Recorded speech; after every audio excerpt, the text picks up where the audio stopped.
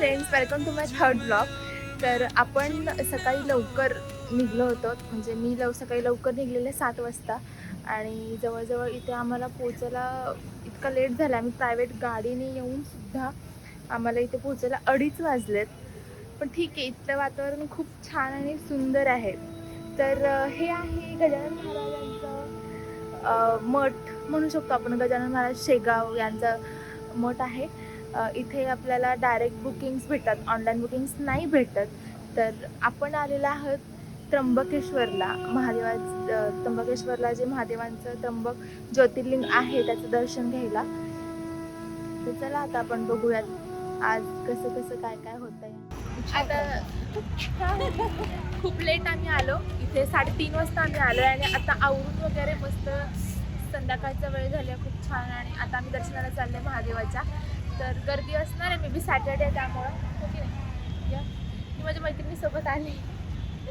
मंदिर अगदी वॉकिंग डिस्टन्सवर आहे, पण आम्हाला माहिती नसल्याने आम्ही डायरेक्ट ऑटो केली.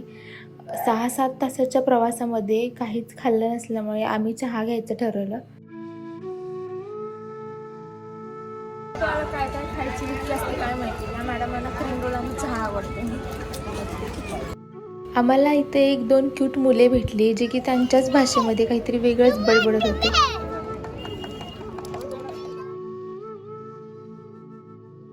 त्यानंतर आम्ही महादेवासाठी कमळ घेतलं आणि आम्ही फायनली दर्शनासाठी निघालो.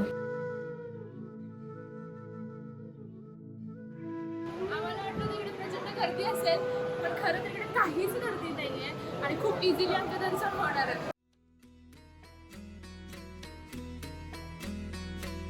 गर्दी नाही असं वाटलं, पण पुढे येऊन रियालिटी समजली. 2-2.5 तासानंतर अखेर महादेवाचे दर्शन झाले. खूपच छान एक्सपिरियन्स आहे हा.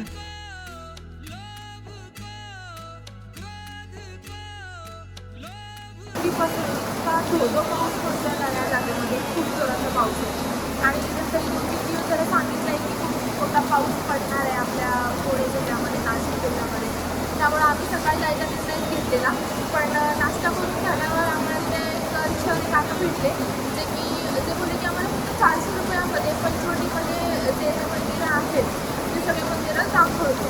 मग परत आम्ही म्हटलं ठीक आहे, परत आपण सर्विस वगैरे होणार नाही, त्यामुळे आम्ही आता आलो इकडे.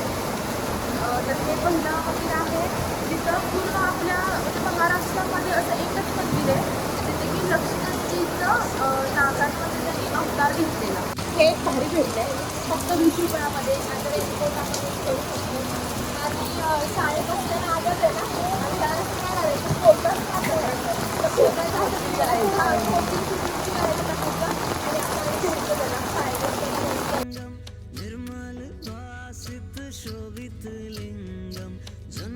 मंदिराच्या अपोजिट साईडला श्रीरामांची 70 फूट उंच अशी मूर्ती आपल्याला पाहायला मिळते.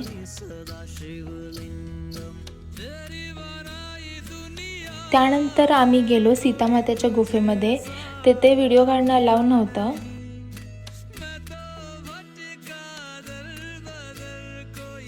त्यानंतर आम्ही गेलो श्री काटा मारुती मंदिराकडे. असे म्हणतात की ते पांडवांनी स्वतः पूजा केलेली आहे आणि असेही म्हणतात की ही मूर्ती वाढत चालली आहे.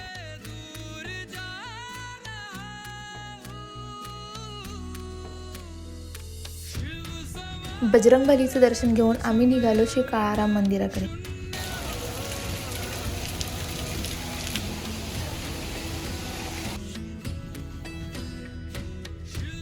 आजच्या दिवशी पाऊस काय थांबायचं नावच घेत नव्हता, पण पावसामध्ये हे सगळं बघायची मजाच खूप वेगळी आहे.